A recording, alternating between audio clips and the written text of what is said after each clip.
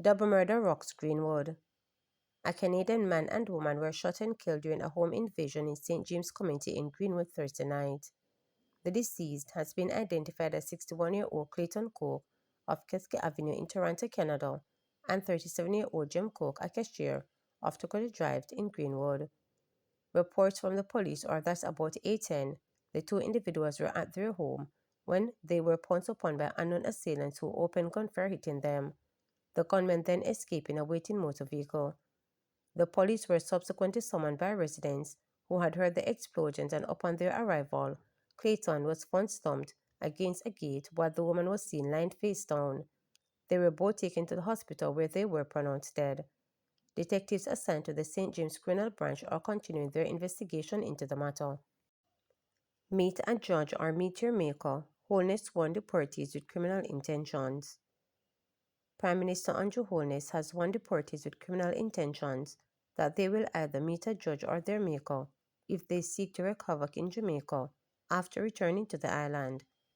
Holness made the remarks on Friday amid heightened concern regarding intensified implementation of U.S. immigration policy under the new administration of President Donald Trump, with reports that 5,120 Jamaicans with questionable antecedents are targeted for removal in raids by U.S. Immigration and Customs Enforcement. I would want to reassure Jamaicans that your government has long been planning and putting in place measures to address any changes in policy in the United States, Holness noted. Jamaicans all over the world will always be welcome back to your homelands, and we are prepared to receive all our hardworking Jamaicans who have been in the United States. However, the Prime Minister added, "But let me be clear for those Jamaicans who intend to come back with crime and violence to undermine what we have been building here. Let me be clear to you that this is not the Jamaica that you left 10 or 20 years ago. It is not the JCF that you left 10 or 20 years ago. You will either meet a judge or your maker if you come back to Jamaica and violate our laws and create havoc," he noted. Holness was speaking at a handing over ceremony for the new social housing program in South St. James. Trump began his second term on January 20 with a flood of executive actions aimed at revamping U.S. immigration. His administration quickly moved to ramp up deportation by, among other things, relaxing rules governing enforcement actions at sensitive locations such as schools, churches, and workplaces. Alga G AJM erupt into chaos, police called in. Police were called in to quell tension after chaos erupted during Friday morning's annual general meeting of the Association of Local Government Authorities of Jamaica, Alga G abruptly adjourning the event in Mandeville. The contention reportedly stemmed from the agenda of the meeting at the Gulfview Hotel and how it proceeded. During the chaos, Alga J President Winston Maraj left hand was bruised after a microphone was forcefully taken from him. Maraj, a member of the Jamaica Labour Party and former mayor of Maypen, accused members of the People's National Party of stirring up trouble during the meeting when he decided to move the Alga J election on the agenda. However, our PNP members thought to themselves that they would have been outvoted at the time, and so they decided to bring the meeting into chaos, he claimed. One of the councillors pulled the microphone from my hand, and in the process of doing so, my hand was bruised and cut, he noted.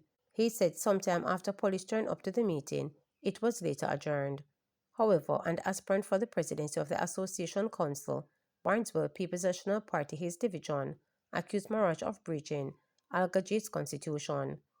The president moved for a suspension of the standing order to move straight into the election, and we said, "President, you can't move into an election before you deal with these important matters," which in your report, but so the financial statement report. In the Alga J Constitution, Class 6, under Business of Meeting, it states that at least 21 days prior to the date of a fixed AGM, each authority should be forwarded by the Secretary a resolution or letters as it relates to what should be on the agenda, stated Barneswell. "We got the notices, but it went on further to say that the copy of the agenda should be sent to each council at least 5 days before the meeting. I saw the agenda just Friday morning, and as a result, we're saying to the President, you have breached the Constitution of Alga J, and we're asking for us to have a discussion and deal with it, and he refused. The members said he cannot proceed, they added. JFG reiterates call for body-worn camera amid surge in security forces fatal shooting.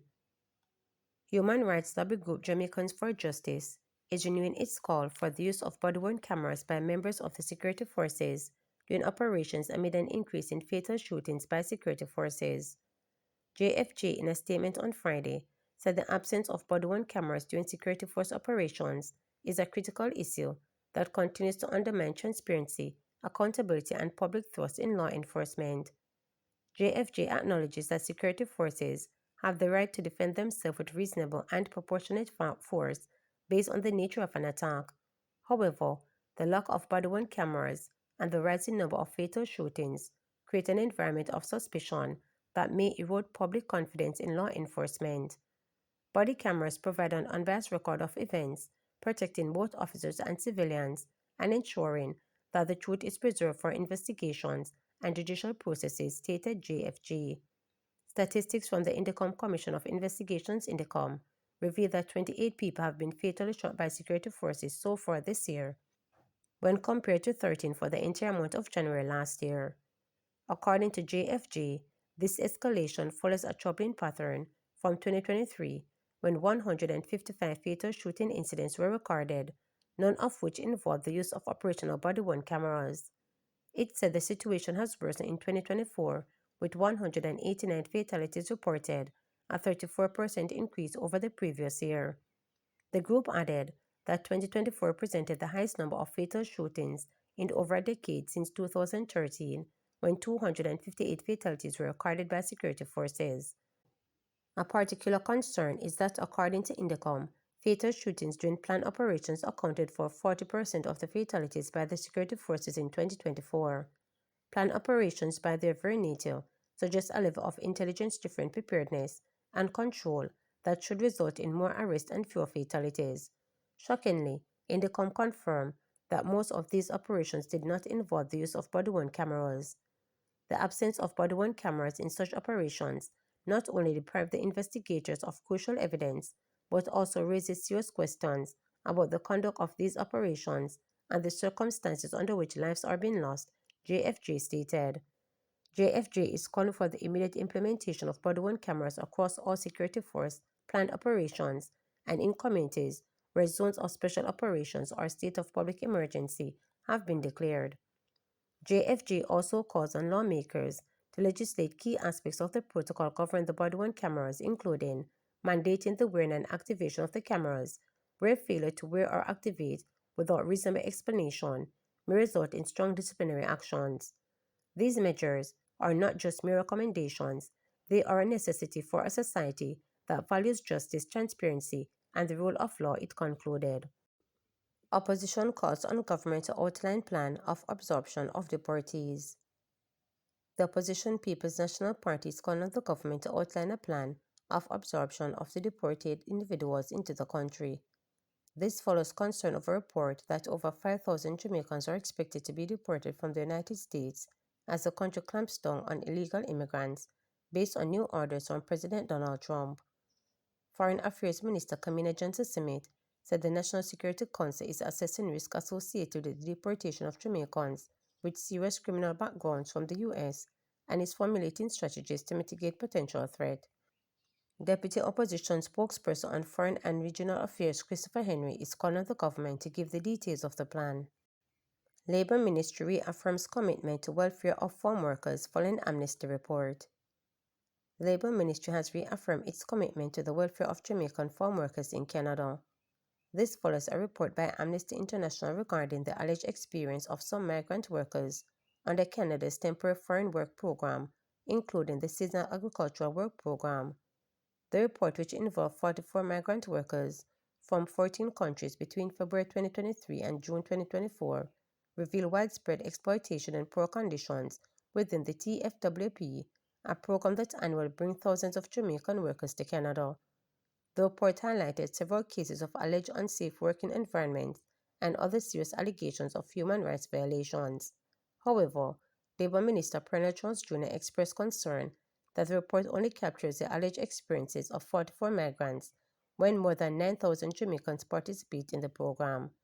He maintained that the government has taken several steps to ensure the program is improved. Remember to subscribe, like, share, and click the notification bell for daily updates.